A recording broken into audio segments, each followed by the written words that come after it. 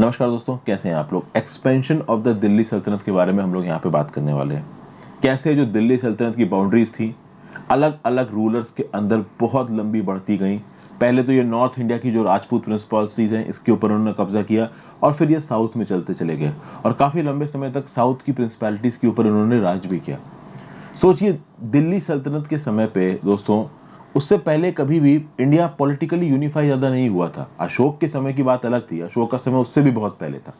ठीक है, 300 साढ़े 300 बीसी के समय पर अशोक का समय था। तो उसको आप दिल्ली सल्तनत के टाइम पीरियड से कंपेयर नहीं कर सकते, 1200 एडी के लगभग के टाइम पीरियड से। लेकिन फिर भी दिल्ली सल्तनत धीरे धीरे बहुत स्ट्रांग हुआ और बहुत लंबे और बड़े इलाके पर इनका कंट्रोल हुआ। ये कैसे हुआ इसको समझेंगे। शुरुआती जो रूलर्स थे, जैसे कि आपका कुतुबुद्दीन ऐबक थे, जलालुद्दीन खिलजी थे, ये लोग कुछ हद तक आगे बढ़ पाए, लेकिन एक लिमिट तक थी इनकी सक्सेस। सक्सेस जो रियल आई है ना, real success in the sense कि ज़्यादा बड़े इलाकों पे कब्जा, वो आई है अलाउद्दीन खिलजी के अंदर। अलाउद्दीन खिलजी के बाद जब तुगलक आएंगे, अलाउद्दीन खिलजी जो ने जो किया वो तुगलक भी आगे करेंगे, बड़े बड़े इलाकों पे कब्जा करेंगे। तो देखते हैं चीज़ें कैसे एक लाइन से चलेंगी। और एक समय पे मैं आपको मैप दिखा के थोड़ा मैप से भी विजुअलाइज कराने की कोशिश करूंगा। तो हमने देखा हाउ ईस्टर्न राजस्थान, अब तक हम ये डिस्कस कर चुके हैं, including Ajmer and some of the neighbouring territories had come under the control of Delhi sultan. Delhi सुल्तानों ने ईस्टर्न राजस्थान, अजमेर और उसके आसपास की टेरिटरीज के ऊपर कब्जा कर लिया था। हालांकि वेस्टर्न राजस्थान में वो नहीं घुस पाए थे। ये कब्जा बलबन के समय पे ही हो गया था। ओके, रणथंबोर सबसे पावरफुल राजपूत स्टेट, वो बलबन के हाथ में नहीं था, आ भी नहीं पाया। जलालुद्दीन खिलजी जो था उसने रणथंबोर का इन्वेजन किया और कोशिश की रणथंबोर के ऊपर कब्जा करने की, बट वो रणथंबोर के ऊपर कब्जा नहीं कर पाया। तो साउदर्न राजस्थान और वेस्टर्न राजस्थान, ये आप कह सकते हो कि दिल्ली सल्तनत के औकात के बाहर रहा बहुत लंबे समय तक। ये जो साउदर्न और वेस्टर्न राजस्थान है, ये दिल्ली सल्तनत में मिल जाएगा किसके समय पे? अलाउद्दीन खिलजी के समय पे। अलाउद्दीन खिलजी से जो आप कह सकते हैं सिचुएशन शुरू होगी, अगले 25 सालों में जो दिल्ली सल्तनत होगा उसकी जो बाउंड्रीज है, पूरा का पूरा गुजरात, पूरा का पूरा मालवा उनके कब्जे में और राजस्थान के सारे प्रिंसेस उनके कब्जे में, डेक्कन और मदुरई तक वो अंदर घुस जाएंगे। ये सब मैं अभी आपको नक्शे में दिखाऊंगा, थोड़ा रुके रहिए। ओके, फिर आप देखोगे दिल्ली धीरे धीरे करके ये जो नए इलाके जीत रहा होगा इनके ऊपर कब्जा भी जमाने की कोशिश करूंगा। अलाउद्दीन खिलजी जो था ना, अलाउद्दीन खिलजी शुरुआत में वो जाता था, जगहों पे कब्जा करता था, वहां पे प्रॉपर अपना राज स्थापित लगातार नहीं करता था। वहां के जो भी राजपूत रूलर्स थे या जो भी हिंदू रूलर्स थे, किसी मुस्लिम पर्सनैलिटी पे उसने कब्जा किया तो वो बोलता था कि ठीक है भाई, तुम राज करते रहो, हमें पैसा भेजते रहना। और जब कब्जा करते थे, जब अटैक करके जीत लेते थे ना, तो उस समय पे उनकी ट्रेजरी में जितना होता था सोना जवाहरात सब तो निकाल ही लेते थे। बाद में कहते थे कि ठीक है, जैसे जैसे तुम्हारे पास पैसा आ जाएगा टैक्स का, तो हम इतना इतना पैसा भेजते रहोगे। ओके, तो शुरुआत में डायरेक्ट एडमिनिस्ट्रेटिव कंट्रोल नहीं था, लेकिन खिलजी की जो बाद के रूलर्स थे उन्होंने कहीं ना कहीं डायरेक्ट एडमिनिस्ट्रेटिव कंट्रोल करने की कोशिश की। तो ये जो नया फेज ऑफ एक्सपेंशन था दिल्ली सल्तनत का, ये शुरुआत इसकी हुई थी अलाउद्दीन खिलजी से और इसका क्लाइमैक्स पहुंचा था मोहम्मद बिन तुगलक तक। और इसको धीरे धीरे करके हम लोग समझेंगे, कुछ चीजें अभी इस वीडियो में समझेंगे, कुछ चीजें आगे समझेंगे। ठीक है, फिर आप देखो कि जिस समय पे अलाउद्दीन खिलजी गद्दी पर बैठा, ये जो प्रिंसिपैलिटीज थी आपकी मालवा की, गुजरात की और दियोगर की, इन सब पे हिंदू राजास का राज था, राजपूत डायनेस्टीज का राज था यहाँ पे। ठीक है भाई, लगभग 12वीं शताब्दी के एंड पे यहाँ पे ये राजपूत डायनेस्टीज थी, ताकतवर राजपूत डायनेस्टीज थी। और प्रॉब्लम यह था कि ये इनके अंदर इंटरनल कंसोलिडेशन नहीं था। ये राजपूत डायनेस्टीज आपस में भी लड़ती रहती थी, कहीं ना कहीं ज्यादा इलाके पे कब्जा करने के लिए। इसलिए ये राजपूत डायनेस्टीज एक एक्सटर्नल खतरे को सेंस नहीं कर पाई, उस स्ट्रेटेजिक लेवल तक वो सोच ही नहीं पाई। अब देखोगे कि जब गंगा वैली में तुर्किश रूल स्थापित हुआ, तो आप समझ लो कि ये इंडिया है, ये गंगा वैली में टर्किश रूल स्थापित हो रहा है। तो राजस्थान में, साउदर्न, वेस्टर्न, ईस्टर्न राजस्थान में जो राजपूत प्रिंसिपैलिटीज हैं अलग अलग, इनको सोचना चाहिए ना कि ये इतना बड़ा टर्किश रूल अगर हमारे बिल्कुल बगल में आके बैठा है और ऑलरेडी एक्सपेंशनिस्ट है टर्किश रूल, अगर हल्की फुल्की भी ये लोग अवेयर होते तो उनको पता होता कि Turkish rule was very expansionist. Turkish rule मतलब दिल्ली सल्तनत की बात हो रही, सब टर्की ओरिजिन के ही थे। तो इन राजपूत रूलर्स को समझ में आना चाहिए था कि भाई इनसे बच के रहना है। अब ये राजपूत रूलर्स यहाँ राज कर रहे हैं, यहाँ राज कर रहे हैं, यहाँ राज कर रहे हैं, इन सबको एक होना चाहिए था अगर फॉरेन पावर को पीछे पुश बैक करना है। लेकिन ये राजपूत प्रिंसिपालिटीज आपस में ही लड़ रहे थे, मतलब कि they were nonsensical to what was happening in their neighbourhood, they were fighting among themselves. Turkish rule आया तो आया, देखा जाएगा। तो इसीलिए आप देखोगे कि जब गुजरात के ऊपर अटैक किया इल्तुतमिश ने, तब मालवा और दियोगर ने भी गुजरात के ऊपर साउथ से अटैक कर दिया। मालवा और दियोगर के राजा ने सोचा होगा कि जितना इलाका जो जीत लेगा उतना इलाका उसका हो जाएगा। अरे भाई, तुम्हारे ऊपर भी तो वो अटैक करेंगे, तुम्हारे कोई सगे थोड़ी ना है। अगर वो गुजरात के ऊपर अटैक कर सकते हैं तो तुम्हारे ऊपर भी अटैक कर सकते हैं। लेकिन इतनी सोच यहाँ पे मालवा और दियोगर वालों ने नहीं लगाई। जरूरत क्या थी? जरूरत ये थी कि अगर कोई फॉरेन रूलर इंडिया में आया है तो उसको पहले पुश बैक करो, अपने पछड़े बाद में देखना। लेकिन ये लोग इतने पॉलिटिकली मैच्योर नहीं थे। उसी समय पे जब ये टर्किश रूल अपने आप को इंडिया में एक्सपेंड कर रहा था, जो मराठा रीजन था, मराठ वाला रीजन है जो महाराष्ट्र वगैरह में फैला हुआ है, वहां पे जो दियोगर के रूलर्स थे ना, वो लगातार लड़ते रहते थे वारंगल के रूलर्स के साथ। वारंगल आज के प्रेजेंट डे तेलंगाना में है, तो वारंगल की प्रिंसिपैलिटी और दियोगर के रूलर्स ये आपस में लड़ते रहते थे। और फिर होयसलास भी कर्नाटका जो इलाके में थे वो भी आपस में लड़ते रहते थे। तो ये जो होयसलास थे वो किससे लड़ रहे थे? पंड्यास से लड़ रहे थे। पंड्यास कहाँ पे एक्टिव थे? महार नाम के इलाके में, जो कि तमिल एरिया था उस समय पे। तो कुल मिला के होयसलास पंड्यास से लड़ रहे हैं, दियोगर का रूलर वारंगल से लड़ रहा है, और उस समय पे ये लोग ये नहीं देख पा रहे हैं कि टर्किश रूल आ गया। खास बात यह है कि पहले गुजरात पे कब्जा किया, पहले गुजरात पे अटैक हुआ। अब ऐसा नहीं है कि इल्तुतमिश आया, इल्तुतमिश ने पूरा अटैक कर लिया, बाद में जितने भी रूलर्स आए वो सब अटैक करके अपना मतलब जबरदस्त रूल स्थापित करते रह गए। ये राजपूत प्रिंसिपैलिटीज ने पुश बैक भी किया, बलबन को काफी पुश बैक किया गया पीछे। लेकिन जब अलाउद्दीन खिलजी आएगा, अलाउद्दीन खिलजी इस बात को साफ साफ देख लेगा कि ये तो खुद ही आपस में लड़ रहे हैं कुत्ते बिल्लियों की तरह। तो अलाउद्दीन खिलजी इस बात को समझ गया था कि इनको जीत पाना ज्यादा मुश्किल नहीं होगा। इसलिए अलाउद्दीन खिलजी ने साइमल्टेनियसली सब पे अटैक नहीं किया, एक एक करके उसने अटैक किया, एक एक करके सबको तोड़ना शुरू किया। साइमल्टेनियस अटैक में वो हरा ही नहीं पाता, तो किसी एक जगह पे कब्जा किया, उसको हराया, और at the same point of time दूसरों के साथ मांडवली कर रहा होगा। समझ रहे हैं ना? उस समय पे ग्राउंड लेवल पे बहुत सी चीजें चल रही होंगी। जैसे फॉर एग्जाम्पल ये अलाउद्दीन खिलजी है, यहाँ पे छोटे छोटे 3-4 राजपूत प्रिंसिपैलिटीज हैं। अलाउद्दीन खिलजी बहुत शाणा राजा रहा होगा, ओके। ऑब्वियसली बात है, इसके पास बहुत बड़ी सेना थी, तो ये जो राजपूत प्रिंसिपैलिटी से थोड़ा बहुत तो घबराते होंगे। तो इस अलाउद्दीन खिलजी ने इससे 4-5 राजपूत प्रिंसिपैलिटी से बात कर ली होगी कि भाई देखो, हम तुम्हारे दोस्त हैं, तुम हमारे साथ हो, हमारे बिना हमसे कभी लड़ाई मत करना, हम तुम्हारे अच्छे दोस्त रहेंगे, ये वो। और इनसे दोस्ती करके वो एक पे अटैक कर देता होगा, इसके ऊपर कब्जा लेता होगा। अच्छा, इसकी तो वैसे ही बाकियों के साथ नहीं बनती थी, तो जब अलाउद्दीन खिलजी इसके ऊपर अटैक करके इसको कब्जा लेगा, आपको बाकी चुप बैठेंगे। अब ये इलाका अलाउद्दीन खिलजी के पास चला गया। अब अलाउद्दीन खिलजी इन 5 में से 4 के साथ मांडवली करेगा, किसी पे अटैक करेगा, उसको कब्जा आएगा। धीरे धीरे करके कब्जा आ रहा था। अब साफ साफ ये जो बाकी राजपूत तुर्क थे, इनको भी नजर आ रहा था कि अलाउद्दीन खिलजी इस तरीके से राज जमा रहा है, हम पे कब्जा कर रहा है। लेकिन वो इतने समझदार नहीं थे कि आपस की अनबन को, आपस की शिकन को हटा के वो एक साथ हो जाएं, एक साथ लड़े। नहीं भाई, इतने दिलदार ये राजपूत रूलर्स भी नहीं थे। देखिए, वैसे बहुत ताकतवर थे, वैसे बहुत ऑनर था, आप डरा नहीं सकते उनको। लेकिन पॉलिटिकल समझ, कहीं ना कहीं पॉलिटिकल मायोपिया आ गया, और उसके चलते राजपूत रूलर्स हार गए। देखिए, हिम्मत में, ताकत में, हथियारों में, किसी भी चीज में राजपूत रूलर्स कम नहीं थे, बट पॉलिटिकल समझ में थोड़ा कम पड़ गया। तभी तो टर्किश रूल यहाँ पे एक्सपेंड कर गया, वरना तो एक्सपेंड ही नहीं कर पाता। ठीक है। फिर आप देखोगे कि मालवा और गुजरात का जो इलाका था वो इन टर्किश रूलर्स के लिए बहुत ज्यादा इंपॉर्टेंट था। मालवा और गुजरात में स्पेसिफिकली घुसना चाहते थे। अब आप बोलोगे कि ऐसा क्या था मालवा गुजरात में? एक्चुअली मालवा गुजरात का कब्जा जिसके पास होगा, उसके पास 2-3 चीजें होंगी। एक तो मालवा और गुजरात का जो इलाका है वो बहुत फर्टाइल और पॉपुलस है।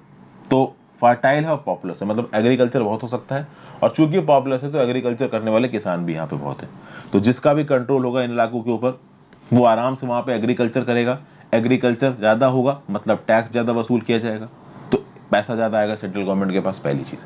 दूसरी चीज, मालवा और गुजरात के ऊपर जिसका इलाका है उसके पास वेस्टर्न सी पोर्ट का एक्सेस है, और गंगा वैली को अगर पूरी दुनिया से जोड़ना है आपको ट्रेड के रास्ते से, तो इस पर्टिकुलर सी पोर्ट्स का और मालवा और जो कंटीजियस राजस्थान है उसके ऊपर का कंट्रोल जरूरी है, खासकर नीचे की तरफ जो गुजरात है।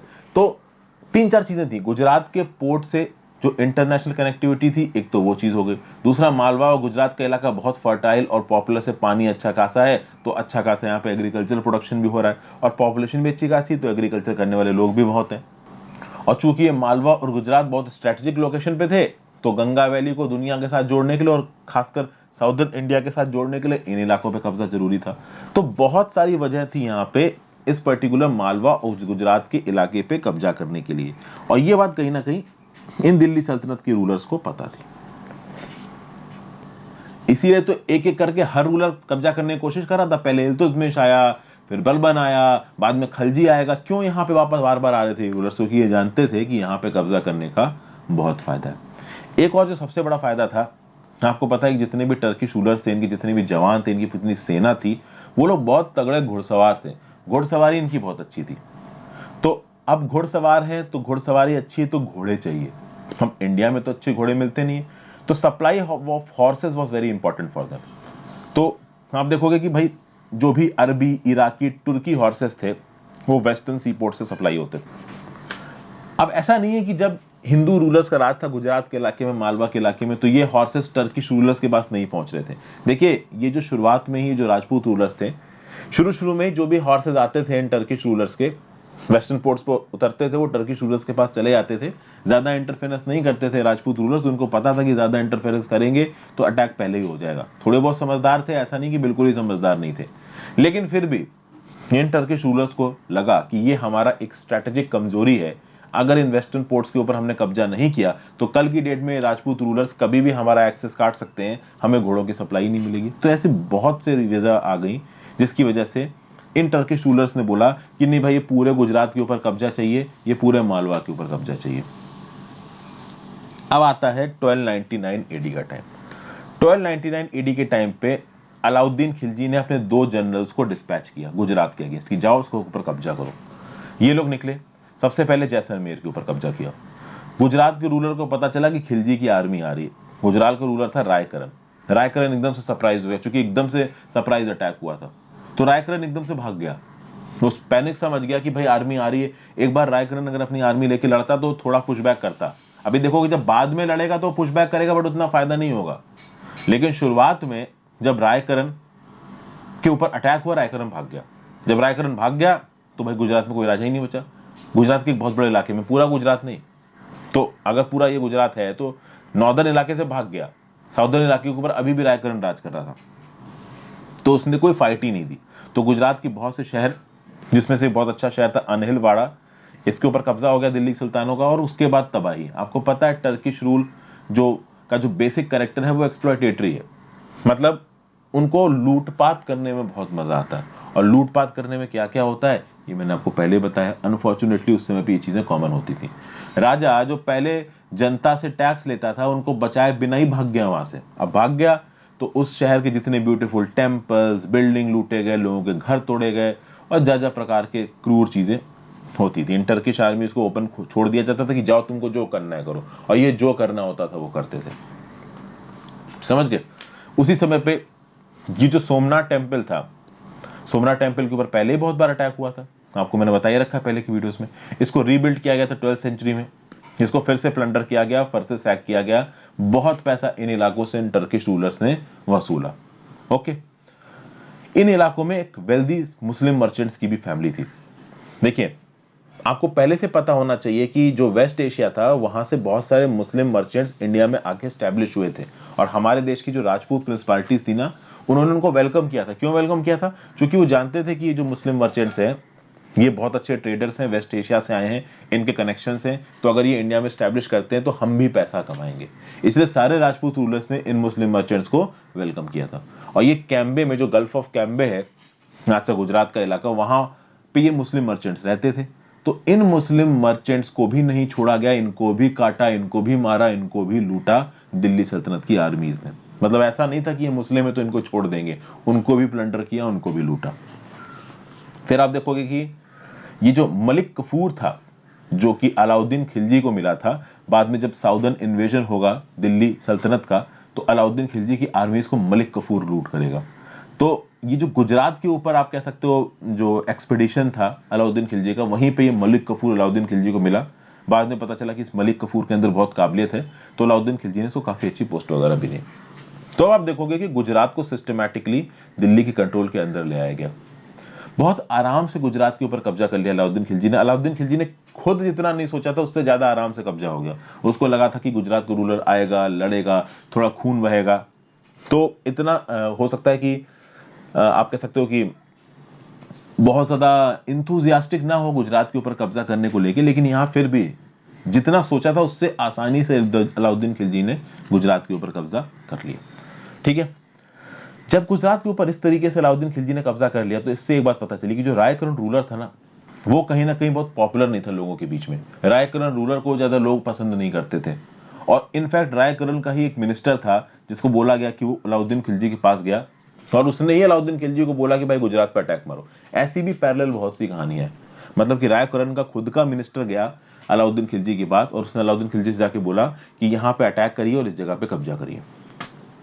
उसके साथ साथ ये जो गुजरात की आर्मी थी ये भी प्रॉपर तरीके से इसकी ट्रेनिंग नहीं हुई थी, एडमिनिस्ट्रेशन ढीला ढाला था। अब रायकरण भाग गए, रायकरण के हाथ से नॉर्दर्न गुजरात, एक बहुत बड़ा गुजरात का इलाका निकल गया। बाद में रायकरण दौड़ा दौड़ा किसके पास पहुंचे? भाई दियोगर का जो राजा था रामचंद्र, उसके पास पहुंचे। दियोगर के राजा रामचंद्र से रायकरण ने मदद मांगी, उसने मदद दी और साउदर्न गुजरात के थोड़े बहुत इलाके के ऊपर रायकरण ने अभी भी अपना कब्जा रखा। अब ये जो रायकरण भागा और इस रायकरण को जो शरण दी दियोगर के राजा रामचंद्र ने, इस चीज को लेकर ऐसा बोला जाता है कि शायद दिल्ली सल्तनत का जो अलाउद्दीन खिलजी और रामचंद्र के बीच में लड़ाई सी हो गई यहाँ पे।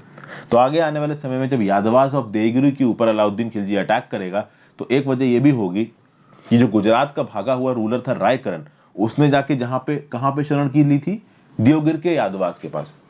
तो ये चीज वन ऑफ दोज आप कह सकते हो कि रीजन बनेगी कि क्यों यहां पे अलाउद्दीन खिलजी ने देवगिरी के ऊपर अटैक किया। अब देखिए, ऐसा नहीं था कि अलाउद्दीन खिलजी ने देवगिरी के ऊपर सिर्फ इसीलिए अटैक किया था क्योंकि देवगिरी के रीजन रामचंद्र ने, क्योंकि देवगिरी के रूलर रामचंद्र ने पनाह दी थी रायकरण को। ऐसा कुछ भी नहीं है। देखिए, अलाउद्दीन खिलजी को ज्यादा इलाकों पे कब्जा करना था और आज नहीं तो कल वो देवगिरी के ऊपर अटैक करता ही करता। एक इमीडिएट वजह मिल गई थी उसको अटैक करने की।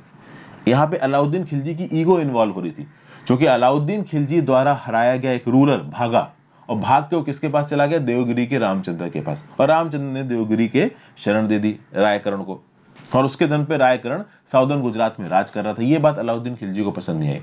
तो हो सकता है बाद में अलाउद्दीन खिलजी थोड़ा देवगिरी पे अटैक पोस्टपोन कर देता, लेकिन इसके चलते अलाउद्दीन जी ने डिसाइड किया कि इस देवगिरी को हम पहले खत्म करेंगे।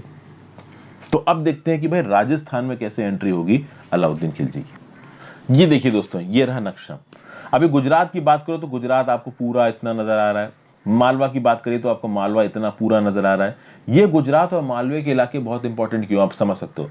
गुजरात में बहुत सारे पोर्ट्स हैं, ये पोर्ट्स दिल्ली सल्तनत को घोड़े प्रोवाइड कर सकते हैं। मालवा एक ऐसा इलाका है जो दिल्ली सल्तनत से साउदर्न इंडिया को जोड़ने वाले रास्ते में पड़ता है, इसीलिए गुजरात और मालवा बहुत इंपॉर्टेंट है। और ऊपर का जो राजपूताना है, राजस्थान है, जिसको आज की प्रेजेंट देश का, जिसमें आप वेस्टर्न राजस्थान भी जोड़ सकते हो, ईस्टर्न राजस्थान भी जोड़ सकते हो, इसके अंदर भी घुसने की कोशिश करेगा अलाउद्दीन खिलजी। राजस्थान के अंदर अलाउद्दीन खिलजी और बाकी दिल्ली सल्तनत के राजे कैसे घुसे, ये अब हम अगली वीडियो में डिस्कस करेंगे। लेकिन गुजरात और मालवा की लोकेशंस देख लीजिए। अभी मैंने गुजरात और मालवा के बारे में ही आपको बताया कि कैसे सिस्टमैटिकली गुजरात और मालवा को सप्रेस किया गया। पहले कोशिश की इल्तुतमिश ने, बाद में बलबन आया। इल्तुतमिश बलबन पूरी तरीके से सक्सेसफुल नहीं थे, लेकिन इस गुजरात को पूरी तरीके से सिस्टमैटिकली खत्म किया अलाउद्दीन खिलजी ने, और मालवा के एक बड़े इलाके के ऊपर भी अलाउद्दीन खिलजी ने कब्जा किया। और आगे आने वाले समय में जब तुगलक आएंगे, वो पूरा का पूरा राजस्थान, डेक्कन, गुजरात, मालवा, इन सब के ऊपर कब्जा करके लेके जाएंगे। ये कब्जा करने का प्रोसेस खिलजी के समय ही शुरू कर दिया था, लेकिन सीधे सीधे एडमिनिस्ट्रेशन चलाने का प्रोसेस तुगलक के समय पे भी शुरू हो जाएगा। तो आई होप अब तक जो कुछ भी मैं आपको बता रहा हूं आपको धीरे धीरे समझ में आ रहा हो। Thank you for watching friends. अगली वीडियो में जल्दी मिलते हैं।